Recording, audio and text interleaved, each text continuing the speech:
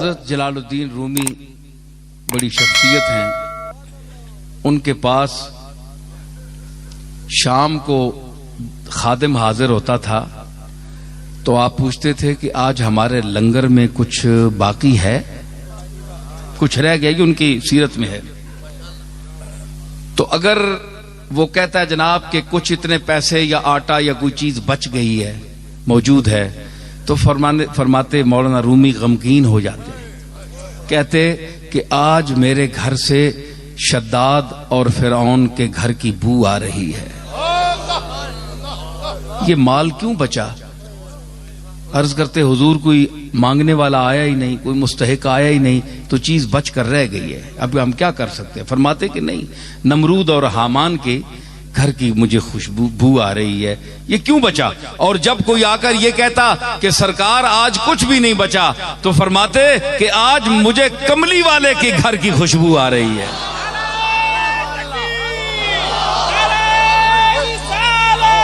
تو مجھے کہاں کی؟ جناب کملی والے کے گھر کی خوشبو آ رہی ہے. کیوں؟ اس لیے کہ وہ بھی آپ کے گھر میں بھی کچھ نہیں ہوتا تھا, سب کچھ ہوتے ہوئے. میں یہ عرض کر رہا تھا کہ اس طبقے کو اللہ نے لا یعلمون میں شمار کیا, اور جو غریب طبقہ ہے وَاصْبِرْ نَفْسَكَ مَعَ الَّذِينَ يَدْعُونَ رَبَّهُمْ بِالْغَدَاةِ وَالْعَشِيِّ يُرِيدُونَ وَجْهَهُ. یہی دیکھیے کیا خطاب ہے موسیٰ علیہ السلام سے, اور فرعون کے ذکر کس انداز سے ہے, اور میں اس غریب طبقے کا اب ذکر کر رہا ہوں قرآن مجید کے ہی حوالے سے, جس کو میں رسول اللہ صلی اللہ تعالی علیہ وسلم کو اللہ تعالی تعلیم دے رہا ہے. وَاصْبِرْ نَفْسَكَ مَعَ الَّذِينَ, اے میرے رسول اپنے آپ کو جمائے رکھ, متصل رکھ, مَعَ الَّذِينَ يَدْعُونَ رَبَّهُمْ بِالْغَدَاةِ وَالْعَشِيِّ, جو اپنے رب کو پکارتے ہیں رات اور دن, اور صرف اس کی رضا کے طالب ہیں. تفسیریں اٹھا کر دیکھ لیں کہ وہ طبقہ کون تھا. حضرت خباب تھے, جناب ابو ہریرہ تھے, جی عمار تھے, بلال تھے, صہیب رومی تھے. یہ وہ طبقہ تھا جو غریب ترین حلقہ صحابہ تھا, جن کے پاس نہ کوئی کھانے کی روٹی تھی. علماء نے لکھا کہ یہ اصحاب صفہ جو 70 آدمی وہاں بیٹھا کرتے تھے سرکار کے جلوگاہ کے سامنے, تو وہاں جو بیٹھے رہتے تھے اور جو ٹک ٹکی باندھ کر دروازے کی طرف دیکھتے رہتے تھے. کچھ پیسہ نہیں تھا, نہ کوئی کھانے کو, نہ اوڑھنے کو, نہ بچھونا, کچھ بھی نہیں. گھر چھوڑ کر آئے تھے. کون گھر چھوڑتا ہے؟ کون گھر چھوڑتا ہے؟ یہ آج کل بھی ایک طبقہ ہے جو چند دنوں کے لیے گھر چھوڑتا ہے. تو آپ یہ نہ سمجھیں کہ یہ بھی ان صحابہ کے اتباع میں چھوڑ رہا ہے. ان کی شان اور ہے جی, وہ اور شان ہے, یہ اور انداز ہے, اس کے پیچھے اور بڑی باتیں ہیں. اللہ کرے کہ صحیح نیت ہو تو ہمیں خوشی ہوگی. لیکن ان کو دیکھیے کہ جو گھر چھوڑ کر کملی والے کے دروازے پر بیٹھے, حضور نے ان کو کیوں منع نہیں کیا؟ میں یہاں ایک بات کرتا ہوں بھائی, ادھر دیکھو مجھے, میں اب جانے والا ہوں, جا رہا ہوں میں. حضور نے انہیں کیوں منع نہیں کیا؟ اپنا گھر چھوڑا, اپنے بال بچے چھوڑ دیے, میرے دروازے پر کیوں بیٹھے ہو؟ جاؤ اپنے گھر. کوئی حدیث مجھے بتائیں کہ سرکار نے ان کو اٹھایا ہو؟ نہیں اٹھایا, بیٹھے رہے ساری عمر ہے جی. انہوں نے بھی کہا ہے جی کہ ہم اٹھنے والے نہیں ہیں.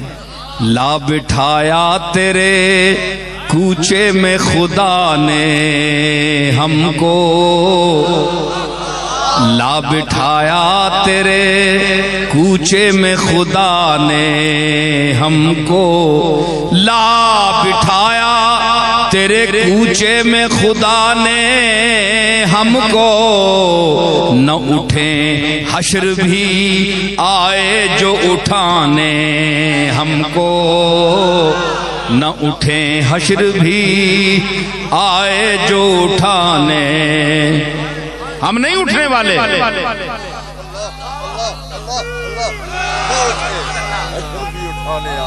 جنازہ بن کے اٹھیں گے، تمنا بن کے بیٹھے ہیں،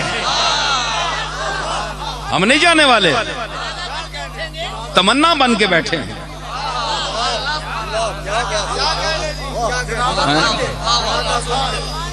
تو حضور نے ان کو اٹھایا نہیں، جاؤ اپنے گھر بار جاؤ، سنبھالو بچوں کو دیکھو۔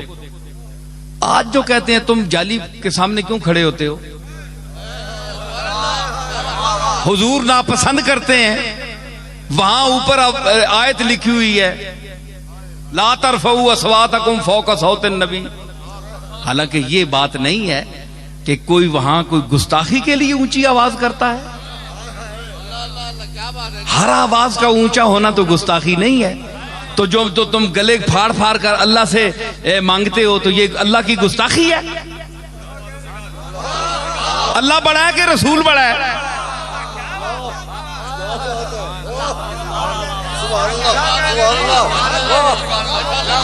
اللہ خالق رسول ہے تو اتنے شور مچاتے ہو رو رو کے، چاہے کوئی دیوبندی ہے، چاہے کوئی بریلوی ہے، کوئی بھی ہے، روتے ہیں، آیتیں پڑھتے ہیں، رلاتے ہیں، کیا کیا دکھاتے ہیں،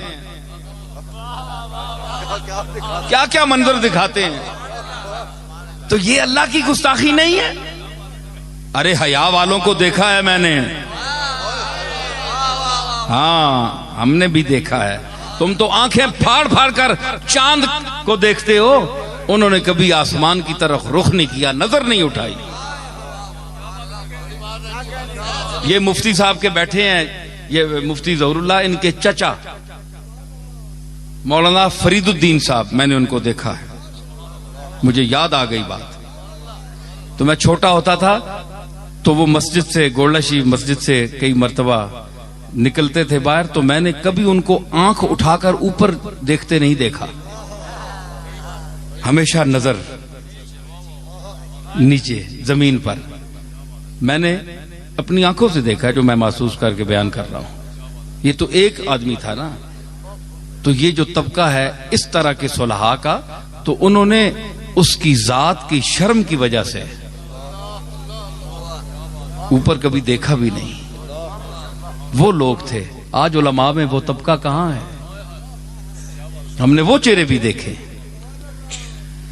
تو حضور نے کبھی نہیں فرمایا کہ تم اٹھ جاؤ، تو جو اپنی ظاہری زندگی میں 24 گھنٹے بیٹھے ہوئے اصحاب صفہ کو نہیں کہتا کہ تم اٹھ جاؤ۔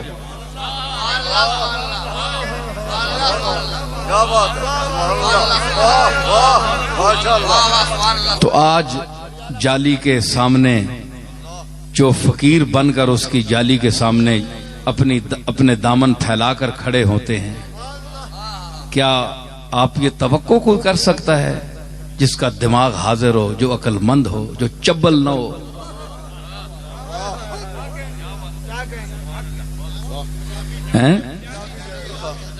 تو وہ کوئی یہ بار کیسٹیں جاتی ہیں، لوگ کہتے ہیں ہمیں سمجھ نہیں آتی یہ کون سی زبان بول رہے ہیں، اس لیے میں مجبوراً بول رہا ہوں، کچھ نہ کچھ جملہ آ جائے گا۔ تو وہ جس وقت پھر ذرا شباب پہ آتا ہے نا مسئلہ، تو پھر نکل جاتے ہیں جملے۔ تو اس میں کبھی آپ نے نہیں فرمایا، کسی بیٹھے ہوئے کو نہیں فرمایا کہ تم اٹھ جاؤ۔ یہ تو تمہارے گھر بھی کوئی آ جائے تم اٹھاتے ہو؟ جو اعتراض کرتا ہے وہ گھر سے کسی آئے کو اٹھاتا ہے یا دروازہ بند کرتا ہے یا کہتا ہے جاؤ دفع ہو جاؤ نکل جاؤ؟ تم اتنے تمیز والے ہو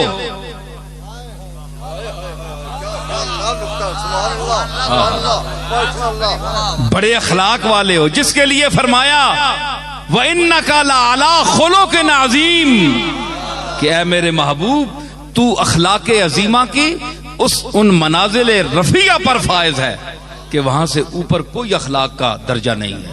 میں نے تجھے وہ خلق عظیم دے کر بھیجا. تو تم کیا سمجھتے ہو جو اس کی جالی کے سامنے جاتے ہیں حضور کی طبیعت پر بوجھ پڑتا ہے؟ تو کسی کو بھی اٹھاتا نہیں اپنے در سے، تو کسی کو بھی اٹھاتا نہیں اپنے در سے، تو کسی کو بھی اٹھاتا نہیں اپنے در سے، تو کسی کو بھی اٹھاتا نہیں اپنے در سے کہ تیری شان کے شایاں نہیں ایسا کرنا، کہ تیری شان کے شایاں نہیں ایسا کرنا، کہ تیری شان کے تیری شان کے شایاں نہیں ایسا.